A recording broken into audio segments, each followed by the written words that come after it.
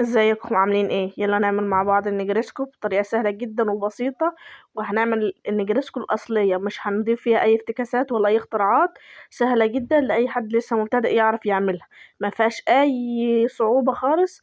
وانت هتشوف في الفيديو ده.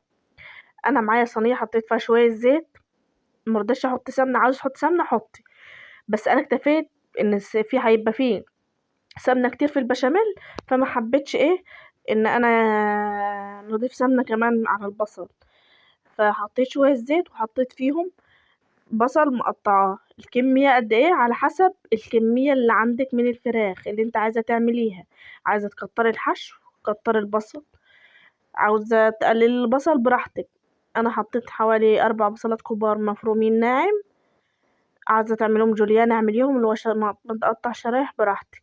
اهو البصل بتاعي غير لون، هسيبه على نار متوسطة لحد ما يغير لون زي ما انت شفت كده. وهنزل عليه بالفراخ بتاعتي، الفراخ بتاعتي كانت متجمدة لسه، فبحاول افك فيها، اغطيها شوية وارجع افك الايه اللي سخن واتفك. بس وفضلت افك فيها لحد ما جبت السكينة في الاخر وعملتها. وده كان شكلها في الاخر. بدأت بقى اضيف البهارات بتاعتي، ملح وفلفل وكمون وال7 بهارات. بس كده، ما ضفتش اي حاجة تانية.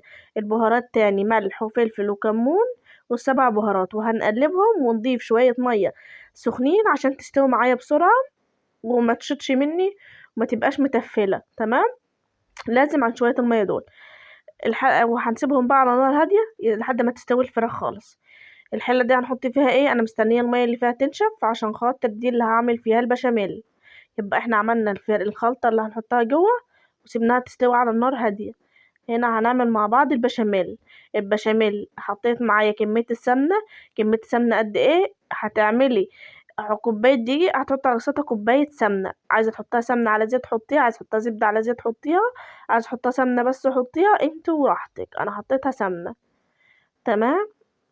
فانا مستنية السمنة بتاعتي تسيح عشان هحط عليها. انا حطيت كوباية وشوية، حوالي كوباية وشوية سمنة، فهنضيف كوباية وشوية صغيرين دقيق. تمام. اهو مستنيه السمنه بتاعتي ساحت اهيت. هبدا بقى اضيف كوبايه دقيق، بصوا كده غرقانه في السمنه، فهنحطها معاها كمان شويه دقيق عشان تبصوا تحسوا ان هي كتلت كده، بس انت لما بتسيبها بترجع تسيح تاني.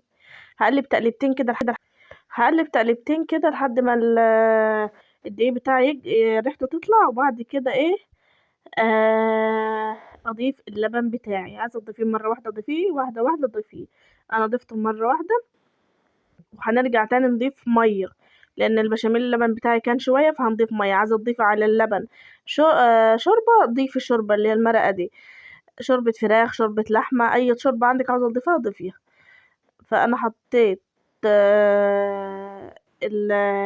اللبن، وحطيت عليه شويه ملح وشويه فلفل اسود. عندك فلفل ابيض عاوزه تحطيه حطيه.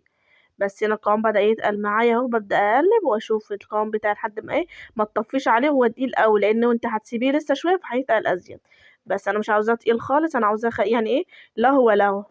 اللي بدأت تغلى اهوت، والقوام بتاعه كويس، ما هوش تخين وما هوش خفيف. فتمام كده، هنطفي ونسيبها بقى على جنب. هنا هنسلق المكرونه بتاعتي. ما حطيتش في الميه بتاعتها زيت، حطيت بس ملح واستنيتها لما غليت، ونزلت بالمكرونه بتاعتي وهنسيبها تنسلق بقى. بصوا كده هي مية مية وانسلقت اهيت. هنصفيها بقى. وهنا كنت صفيتها وحطيت عليها الخلطة بتاعتي، كانت استوت شكلها روعة روعة روعة. عايزة تضيفي فلفل ألوان على الخلطة ضيفي، عايزة تضيفي جزر مبشور ضيفي. بس وبدأت أنزل بالبشاميل والخلطة والمكرونة كله مع بعض، وبدأت أقلب نص البشاميل أو البشاميل إلا ربع كده، وأقلبه كويس في الإيه مع المكرونة. هنا هو بدأت بقى، جبت الصينية بتاعة الألمونيا وحطيت فيها الإيه المكرونة، هبدأ أرصها واضيف باقي البشاميل اللي عليها من على الوش، وادخلها الفرن على درجة حرارة مش حامية قوي، بس هي حامية يعني مش عالية خالص، بس هي حامية. لان كل حاجة عندي مستوية، فانا عاوزة ايه، يا دوبك تتشرب كده البشاميل، ومش كله كمان. انا هنا بغرز المكرونة بتاعتي بعد ما ضفت لها البشاميل على الوش عشان تشرب اكبر قدر من البشاميل بتاعي. بصوا، لو تلاحظوا ان هي كانت مليانة دلوقتي فالمكرونة بدأت تبان، ده دليل ان هي شربت. بس ونزلت بقية كمية البشاميل بتاعتي وهحاول اسويها بقى وادخلها الفرن على الرف الوسطاني، والعب من تحت ومن فوق. درجة حرارة بلاش تكون عالية قوي او واطية قوي. بس بصوا لسه طالعة، بصوا البتاع لسه كمان البشاميل سايح، بجد خطيرة، وهم جربوها وان شاء الله هتعجبك.